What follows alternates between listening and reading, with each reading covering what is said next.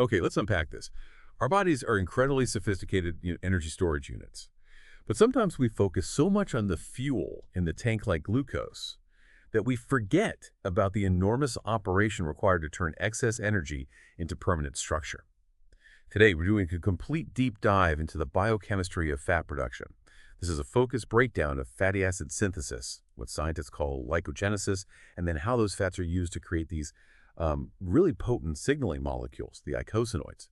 We're basing all this on a foundational biochemistry text, really trying to give you that under-the-hood view. And the big why here couldn't be more relevant. I mean, fatty acids aren't just energy stores. They're the backbone of every single cell membrane. Understanding this pathway is crucial because when it goes wrong, you see major diseases. Think about type 1 diabetes, where the pathway is dramatically inhibited, or conditions like obesity, where variations in this pathway are key. And then there are the end products, the eicosanoids. They regulate everything from pain to blood clotting. What's truly fascinating to me is the sheer efficiency of the system. Our sources highlight that this de novo synthesis lets us convert something simple like glucose into a complex 16-carbon fatty acid called palmitate. We're essentially building these big complex structures from simple 2-carbon units. It's just genius how the body handles excess calories. So to organize this, we're going to look at two main systems. First, the core synthesis pathway, how we actually build the fat chain. And second, the subsequent production of those crucial signaling molecules, like the prostaglandins. And those are the very targets for common drugs you can buy anywhere, like aspirin. All right, let's jump right in. The main pathway, de novo synthesis, or lipogenesis. The location is really important here. The starting material comes from the mitochondria, but the whole construction process happens in the cytosol, in tissues like the liver, kidney, brain, and of course, adipose tissue. And the primary raw material, the first building block, is acetyl-CoA. Right, but before the assembly can even begin, we hit this first critical regulatory step. We have the acetyl-CoA, but you can't just, start sticking 2 carbon units together. You have to activate the input first. And this initial highly regulated reaction is the conversion of acetyl-CoA to something called malonyl-CoA. This step is the chemical gatekeeper of the whole process. It's catalyzed by an enzyme, acetyl-CoA carboxylase, or ACC. Think of it like this. It needs a special entry ticket, it costs ATP, and it needs the B vitamin biotin to stick a carbon dioxide molecule onto the acetyl-CoA. If we don't make malonyl-CoA, we just don't make fat. It's as simple as that. So that makes ACC maybe the most important enzyme we'll talk about today. Okay, so once we've paid that energy price and made malonyl-CoA, the building begins, and the machinery is it's stunning. The fatty acid synthase complex, or FAS. And this isn't just a handful of enzymes floating around. It's a single, massive, functional unit. Homodimer. Right. A structure with 6 different enzyme activities, plus this crucial carrier molecule, the acyl carrier protein, the ACP, which sort of holds on to the growing fatty acid chain like a robotic arm. Exactly. And the advantage of having this single machine is brilliant. It's like an entire factory floor compressed into one complex. All the intermediates are kept close. You get compartmentalization inside the cell without any actual walls. And because all the parts are encoded by a single gene, their production is perfectly coordinated. So how does this fatty acid factory floor actually work? What's the cycle? It's an iterative cycle. First, the FAS complex gets primed with an initial acetyl-CoA to start the chain. Then, the malonyl-CoA units are added one by one. But here's the key functional insight. When the malonyl-CoA adds its 2 carbons, it immediately liberates the TOO that was just added in that first step. Oh, wow. So that initial energy investment, the carboxylation, it's not just about activation. Precisely. That decarboxylation step releases a burst of energy. It's highly favorable, and it acts like this huge chemical lever that just pulls the entire reaction forward. It ensures elongation goes to completion. After that, the new molecule undergoes a cycle of modification, a reduction, a dehydration, another reduction, all powered by NADPH. And this cycle just repeats 6 more times until you get the final 16-carbon chain, palmitate, which is then snipped off by a final enzyme. That brings us right to logistics, because now we know we need to feed this FAS machine with 2 things, acetyl-CoA and lots of NADPH. And that creates 2 pretty big logistical problems for the cell. First up, the transport problem. Acetyl-CoA is made inside the mitochondrial matrix, but it needs to get out into the cytosol for lipogenesis. And it can't just cross that intermitochondrial membrane. It's basically trapped in there. It is. And to solve this supply chain issue, the cell uses a really clever workaround called the citrate shuttle. Inside the mitochondria, acetyl-CoA combines with oxaloacetate, part of the Krebs cycle, to form citrate. Citrate can cross the membrane using a specific transporter. Once it's in the cytosol, an enzyme called ATP citrate lyase just splits it right back into acetyl-CoA and oxaloacetate. Problem solved. That makes perfect sense. So citrate isn't just a signal that the Krebs cycle is busy, it's the actual vehicle carrying the fuel for fat synthesis.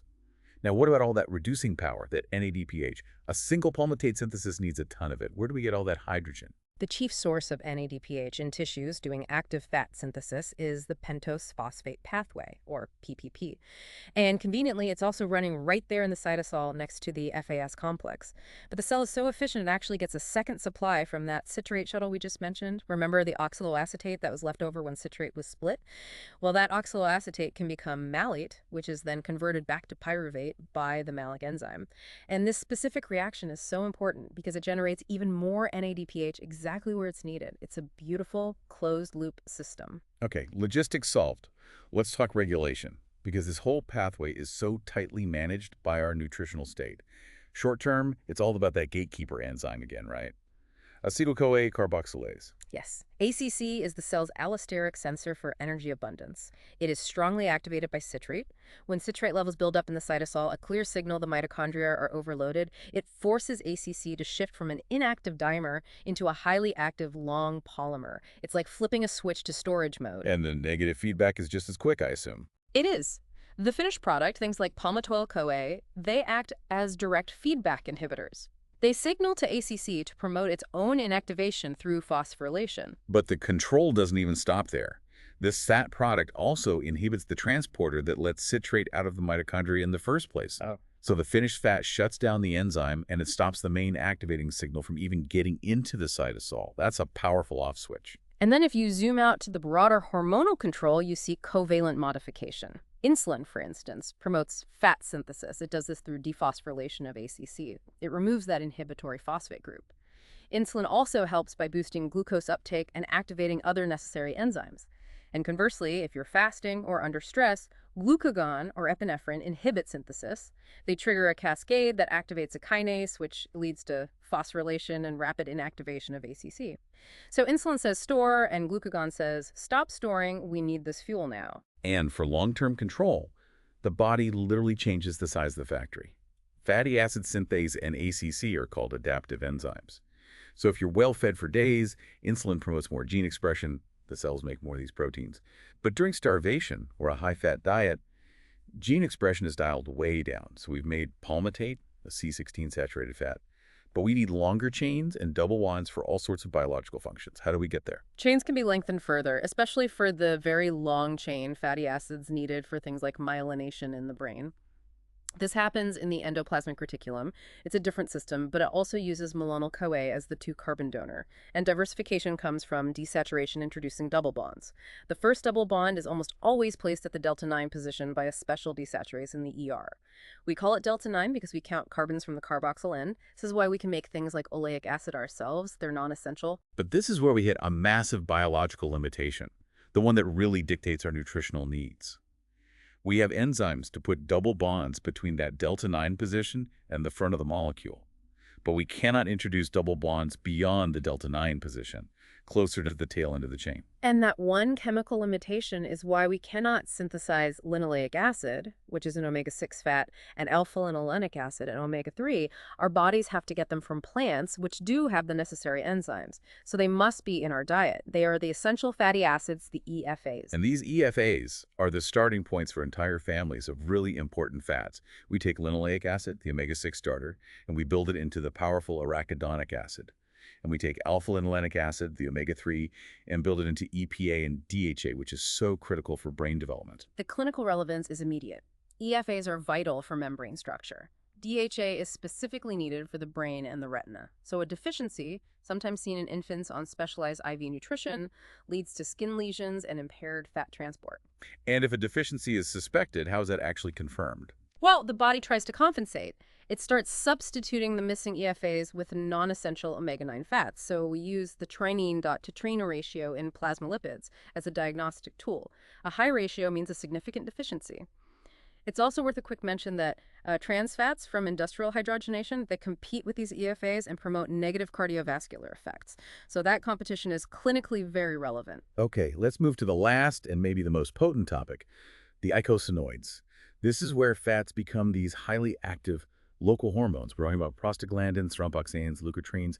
These are incredibly powerful signals derived primarily from that C20 fat we just mentioned, arachidonate. They are local hormones, meaning they act very quickly, right near where they're made, and then they degrade fast. Crucially, they aren't stored. Their synthesis depends entirely on releasing the substrate, arachidonate, from the cell membrane, and that release is catalyzed by an enzyme called phospholipase ero in response to some kind of stimulus. Once it's released, arachidonate can go down one of two main paths. Right. The first is the cyclooxygenase pathway, or COX pathway, which gives us the prostanoids.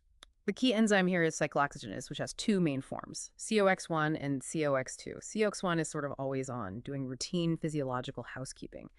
COX2 is typically inducible. It's made rapidly in response to inflammation. This pathway also leads to some fascinating biological antagonism.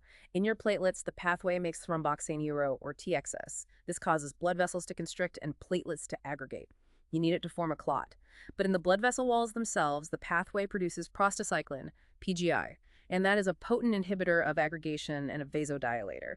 These two are in constant opposition to maintain balance. Which is exactly why NSAIDs like aspirin are so powerful. Aspirin at a low dose specifically and irreversibly inhibits COX1 in platelets. That shuts down thromboxane synthesis and helps prevent clots.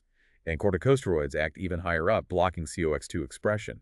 And it's a suicide enzyme, so COX basically destroys itself, which helps switch off the signal really quickly. The second major pathway is the lipogenesis pathway. This gives us the leukotrienes and lipoxins.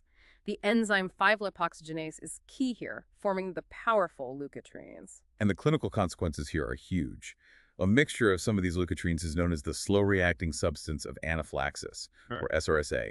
They are incredibly potent constrictors of the bronchial airways. They're major players in inflammatory reactions like asthma, which is why some asthma medications specifically target their synthesis or their receptors.